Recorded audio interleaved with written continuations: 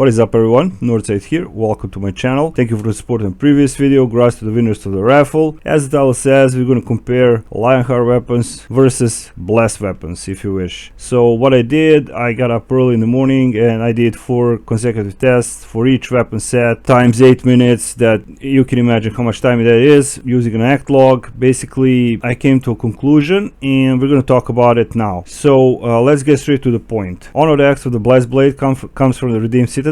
If you followed or participated, you would be able to get this weapon basically, and it's a quite decent weapon. So I was asked a lot, is this weapon worth it, is it not, this weapon is definitely worth it, and I will give my pros and cons, ups and downs, whatever you want to call it. So for the beginning, the test was static. It was used, I tried to be as precise as I can. It was a single target rotation with IBS, with frenzy, with blood leather, so I changed it to do more damage using the battle rage, debuff artifact, and I actually used a swarm for more personal burst. If we compare these two weapons, Lionheart comes from the Tower of the Mad Mage. It has very nice set bonus, I cannot disagree with that. Increases the damage dealt, and I'll go with healing by 10% when your stamina is full, so it's a slider effect. Decreases damage, or you take less damage up to 10% whenever your stamina is empty. Effect decreases as stamina increases, so it's a slider effect. So the problem is the stamina management. I always had a problem with stamina management, and I actually wanted to get this weapon not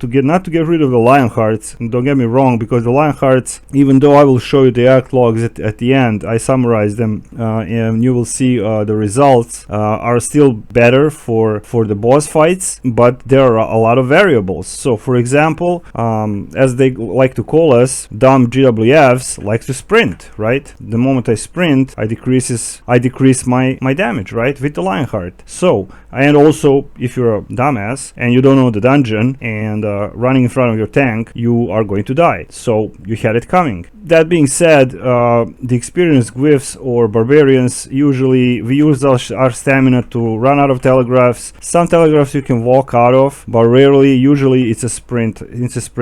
Now the upside of the Lionheart here is that you actually take less damage, so it's a good thing. The downside is whenever your stamina is depleting and you're engaging back into a combat, you're doing less damage. So if you can see, my slider is at 50% now. With that being said, I did kind of a controlled test, so which means that I basically stand with the Lionhearts and I had 10% constant bonus. In Lionheart, as you can see, I was standing still, trying to put a debuff and continue my rotation and maintain the rotation as precise as I can. Now there's always a margin of error. Again, this is a controlled test, in-game environment. There will be telegraphs, there will be red on the ground. You see red, you run. You see red, you die. Simple as that. The basic conclusion is, even though what I'm going to show you actually on the act logs, how can I say this? It's plus minus. I will just say this. I will not go into percentages because I'm not too lazy to calculate too much. But I just want to make one thing clear. A lot of players cannot get into Tower of the Mad Mage. Not to mention Zariel. Zariel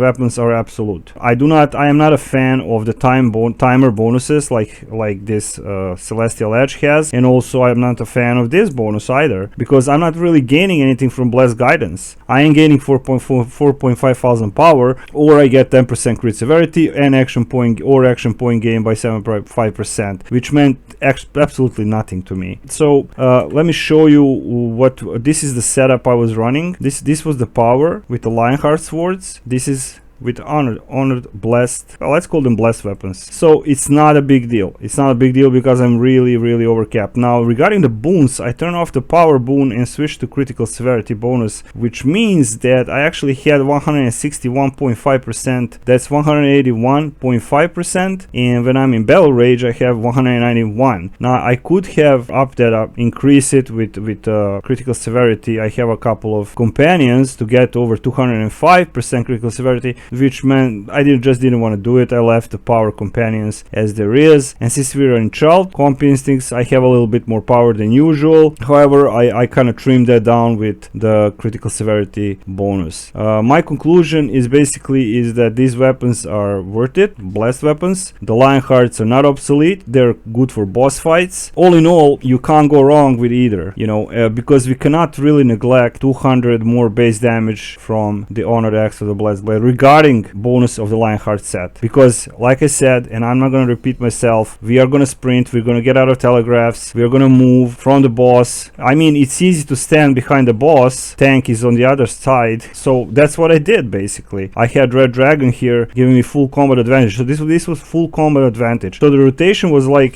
quite simple actually. I will show you in a second, and then we will go and switch to act logs, and I will show you what we got. So the moment I started with full gouge of the battle rage, so let's fill that gouge really quick. We're gonna go into battle rage, pop the artifact, pop the swarm, debuff daily, and absolutely nothing critted except of the IBS. Now I mostly used IBS to fill out my battle rage gouge. However, it is how it is. Features were Steel Blitz, Barb Strikes. Steel Blitz is an absolute monster, and I have to emphasize that. So that's how the rotations worked. If you have any additional questions, just feel free to ask me. And at the end of the day, if you're really eager to get that Celestial weapon or that Tome weapon, these weapons will help you get into that groups that are still training. I still see people training for it. So we're gonna switch and check out the back act logs, because I never do anything without the combat tracker. Let's go and check. Okay, let's go quickly through the act logs. What you're seeing here is the blessed weapon. Now I'm going to have to zoom in a little bit so you can see a little better. And as you can see here, we got total 221 million damage. It's actually Ank DPS is 465, which is very good. Not bad at all. Much higher with the probably with the new weapons, but it is very good for the weapons that came from the Redeemed Citadel. Maximum hit I had was 3 million. Obviously that came from Savage Advance, and you can see that I try to maintain hits similar, 1.807 here. And if I go, so we have 183 hits here on the Lionheart. So let's compare. You can see the damage on the Lionheart is less, but as I said, there's a lot of variables here. For example, on the Brass Strike, on the Blessed weapons, we had Brass Strike doing less damage, as you can see, 77 million versus Lionheart 81 million, with 573 hits versus 557 hits, which is logical. Bloodleather 41 million versus 34 million. That's 7 million less damage, and you can see I only use Bloodleather here 20 if I'm not mistaken, all 1 2 3 47 times, maybe, yeah, 47 times. Frenzy 24 times, I think, yeah. And we got 54 times on the blessed weapons. So that's quite a lot, because Bloodleather hits really hard like a truck. Now I don't know what happened. As you can see, the swings and hits are kind of the same, even though the Lionheart had more hits and swings. I had less hits on the blessed weapons.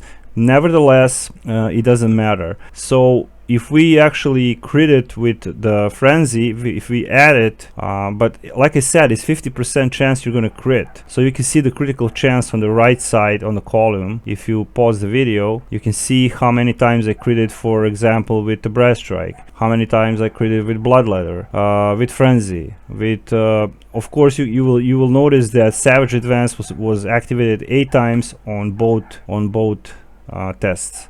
So that's really important to me to maintain. I was actually using a stopwatch and trying to maintain that kind of realistic approach on a static target. Now what else we have? Steel Blitz is an absolute beast. You can see the Steel Blitz itself did 18 million damage, procced 146 times on the Lionheart, and actually 150 times on the blessed weapons. On the other test, and the third and fourth test, similar like this. So it was close. It was really close. But as I said, it's all how you set up your gear. It's all about, I mean, it's a controlled test. The dummy is not doing any damage. He's not dropping any telegraphs on the ground, any AoEs. You don't have to sprint out, you don't have to drain your stamina. You just have to stand there and whack the dummy. This is a perfect example for the Lionheart. It's constant 10%. My stamina was not draining at all. I wasn't moving. I didn't have to move. I had full combat advantage all the time, which you will not have in the real environment. All in all, they are really close. Some people say that the Lionheart is better on the bosses. That's their own opinion. Me personally, I have to stress this out. I'm an end game, so as you can see, the eng DPS was 465 on the blast and 451. I had tests with where I had more eng DPS with the Lionheart. It's all